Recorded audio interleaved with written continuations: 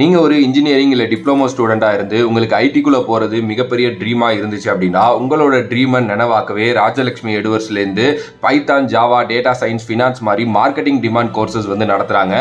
Already 500+ students இங்கே படித்து செமையான ஜாபில் இருக்காங்க. 30+ இண்டஸ்ட்ரியல் எக்ஸ்பர்ட்ஸ் வந்து பார்த்தீங்க அப்படின்னா நம்மளோட ரீஜனல் லாங்குவேஜ் தமிழ் அண்ட் இங்கிலீஷில் கூட வந்து பார்த்தீங்கன்னா சொல்லித்தராங்க.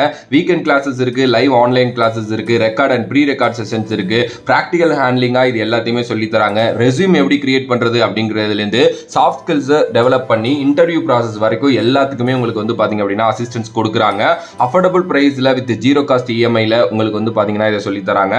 100% பிளேஸ்மெண்ட்ஸ் இருக்கு. பிகாஸ் 500+ கம்பெனிஸோட இவங்களோட டைப் இருக்கு. ஸோ உங்களோட கெரியரை லிஃப்ட் பண்ணணும் அப்படின்னு நினைச்சீங்கன்னா டிஸ்கிரிப்ஷனில் இருக்கிற லிங்கை கிளிக் பண்ணி நீங்க ஜாயின் பண்ணுங்க அண்ட் கெரியரை லிஃப்ட் பண்ணுங்க.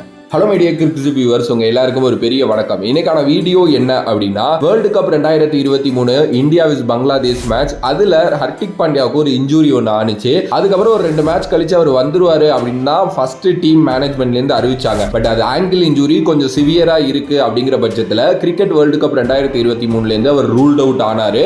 அதுக்கப்புறம் ஆஸ்திரேலியா கூட நடந்த அந்த ஒயிட் பால் சீரீஸ்லயே அவரோட பேர் இல்ல. இப்ப நடந்து முடிஞ்ச சவுத் ஆப்பிரிக்காவோட ஒயிட் பால் சீரீஸ்லயே அவரோட பேர் இல்ல. கேட்டதுக்கு அவர் இன்னும் அந்த இன்ஜூரி தான் இருக்காரு. சோ வர்ற ஜனவரியில நடக்க போற ஆப்கானிஸ்தான் சீரீஸுக்கு அவர் வந்துருவாரு அப்படிங்கிற மாதிரி சொன்னாங்க. பிகாஸ் ஆப்கானிஸ்தான் சீரீஸ் தான் நம்ம வேர்ல்டு கப்புக்கு முன்னாடி விளையாட போற கடைசி T20 சீரீஸ். அதுல அவர் வந்தாதான் எப்படி இருக்குங்கிறதெல்லாம் வேர்ல்டு கப்புக்கு பிளான் பண்ண முடியும் இல்லையா? பட் ஆனா இப்ப என்ன நியூஸ் வந்திருக்கு அப்படின்னா, அவரோட ஆங்கிள் இன்ஜுரி ரொம்ப ரொம்ப சிவியரா இருக்கு அப்படிங்கிற மாதிரி சொல்றாங்க. அதனால அவரு இந்த ஆப்கானிஸ்தான் சீரீஸ் விளையாட மாட்டாராமா. பட் இதெல்லாம் தாண்டி இன்னொரு ட்விஸ்ட் என்ன அப்படின்னா, IPL 2024 அவர் ரூல்ட் அவுட் செய்யப்படுகிறார் அப்படிங்கிற மாதிரி வந்து இப்போ நியூஸஸ் போயிட்டு இருக்கு.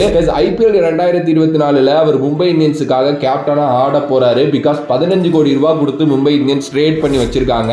இப்போ அவர் வரல அப்படின்னா அது எந்த அளவுக்கு ஒரு மிகப்பெரிய பாதிப்பை மும்பை இந்தியன்ஸ்ல ஏற்படுத்துங்கிறது நம்ம எல்லாருக்குமே தெரியும். ஆக்சுவலி அவர் IPL நடந்துகிட்டு இருக்கிற பாதி ஸ்டேஜ்லயே ரெக்கவர் ஆயிருவாரு. பிகாஸ் வேர்ல்டு கப் இருக்கு அப்படிங்கிறதுனால அவர் இன்னும் ஹெவியா வந்து எங்கேயும் போயிட்டு எதுவும் பண்ண வேணாம் அப்படின்னு யோசிக்கிறாங்க போல. ஸோ அதனால BCCI மேபி ரெக்வஸ்ட் வைக்கலாம், இது மாதிரி IPL 2024 இருந்து ஃபுல்லா ரூல்ட் அவுட் ஆயிருங்க அப்படின்னு சொல்லிட்டு. பட் அந்த ரெக்வஸ்ட்டை ஏத்துக்கிறதும் ஏத்துக்காததும் ஹர்திக் பாண்டியாவோட மனசுதான். ஓகேவா? பிகாஸ் அவர் தான் வேர்ல்டு கப்பை லீட் பண்ணுவார் அப்படிங்கிற மாதிரி நியூஸஸ் போயிட்டு இருக்கு. அப்படிங்கிற சமயத்துல இப்போ இந்த இன்ஜூரி வந்து அவரை பயங்கரமா பாதிச்சிருக்கு.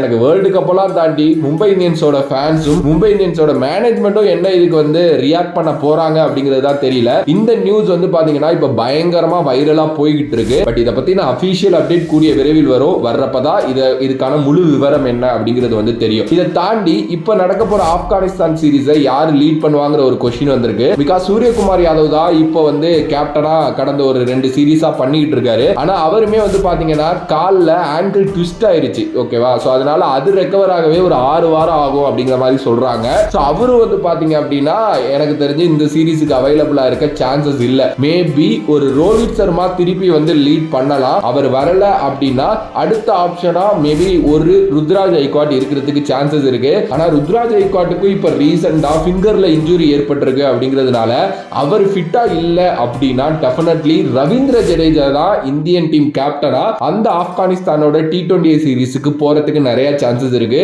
ஏன்னா நடந்து முடிஞ்ச சீரீஸ்ல வந்து பாத்தீங்க அப்படின்னா அவர் தான் T20 சைடுல வைஸ் கேப்டனா இருந்தாரு. சூரியகுமார் யாதவுக்கு ஒன்ஸ் அடிபட்ட உடனே அவர் தான் கேப்டன்சியும் பண்ணாருங்கிறது தெரியும். சோ எனக்கு தெரிஞ்சு அவருக்கு தான் இந்த ஆப்கானிஸ்தான் சீரீஸ்ல கேப்டன்சி கொடுப்பாங்க. இன்கேஸ் ரோஹித் சர்மா நான் லீட் பண்ணல அப்படின்னு சொன்னா. என்னைய பொறுத்த வரைக்கும் தி மோஸ்ட் டிசர்வ்டு கேப்டன் அப்படின்னா ரவீந்திர ஜடேஜா நான் சொல்லுவேன். ஏன்னா பல வருடங்களா இந்தியன் டீம்ல சர்வே பண்ணிட்டு இருக்காரு. அவருக்கு கேப்டன்சி பொறுப்பை கொடுக்கலாம். T20 வேர்ல்டு கப் நெருங்கிட்டு இருக்கிறப்ப தான் இப்படி பல இன்ஜூரிஸ் நடந்துகிட்டு இருக்கு. குறிப்பா ஹர்திக் பாண்டியாவோட இந்த இன்ஜூரி ரொம்ப ரொம்ப கன்சர்ன். அண்ட் இதெல்லாம் தாண்டி மும்பை ஃபேன்ஸ் நீங்க இருந்தீங்க அப்படின்னா கண்டிப்பா கமெண்ட் பண்ணுங்க உங்களோட தாட் இதுல இருந்து என்ன அப்படின்னு சொல்லிட்டு. நிறைய பேருக்கு இது சந்தோஷத்தை ஏற்படுத்துறதுக்கு நிறைய வாய்ப்புகள் இருக்கு. பிகாஸ் ரோஹித் லீட் பண்ணுவாரு, அவர் இல்லனா அப்படிங்கிற அந்த ஒரு மனசந்தோஷம் இருக்கும்.